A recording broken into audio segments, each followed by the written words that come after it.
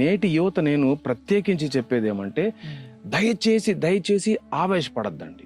Immediately temper అయిపోయి టెంపర్మెంట్తో అన్నీ చేసుకోవడం, డిసిషన్స్ తీసుకోవడము, హైపర్ అయిపోతారు.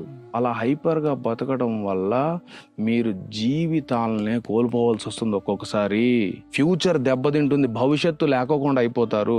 కాబట్టి దయచేసి ఆ టెంపర్మెంట్కి కొద్దిగా దూరంగా ఉండండి, కొద్దిగా ఆలోచించండి. అందుకనే ధ్యానం చేస్తే బుద్ధి వికసిస్తుంది, ఆవేశపడితే బుద్ధి క్షీణిస్తుంది. నువ్వు శాంతిమయుడు అయిపోతావు, నువ్వు బ్యాలెన్స్డ్ అయిపోతావు, నీకు ఏదైనా సరే కాన్సన్ట్రేషన్ పవర్ పెరుగుతుంది, నీ ఫోకస్ కూడా మంచిగా ఉంటది. నువ్వు ఏమి, నీ బలమేమి, నీ బలహీనతలేమి, ఇవన్నీ నీకు మంచిగా తెలిసిపోతాయి. కాన్షియస్ లోకి వచ్చేస్తావు. నువ్వు జ్ఞానం అనేది ఉదయించిన తర్వాత నువ్వు ఎంత ప్రశాంతంగా ఉంటావో తెలుసా? నీలో ఉండే ఆ ప్రశాంతత నీకు దగ్గరగా వచ్చిన వాళ్ళకు కూడా ఆ కిరణాలు సోకి వాళ్ళు కూడా ప్రశాంతంగా ఫీల్ అయిపోతారు. వాళ్ళు కూడా చాలా హాయిగా చూస్తుంది.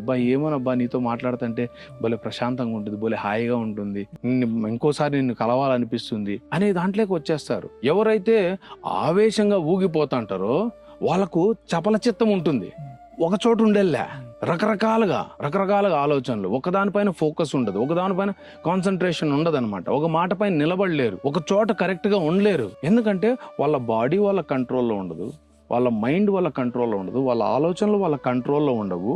టోటల్గా వాళ్ళ ఎగ్జిస్టెన్సే ఒక చోట ఉండదు. సో కాబట్టి ఆవేశము అన్ని అనర్థాలకు మూలమని నేను అందుకనే గట్టిగా చెప్పేది. దాని గురించి ఆలోచించండి, ఆలోచిస్తే మీకే అర్థమవుతుంది.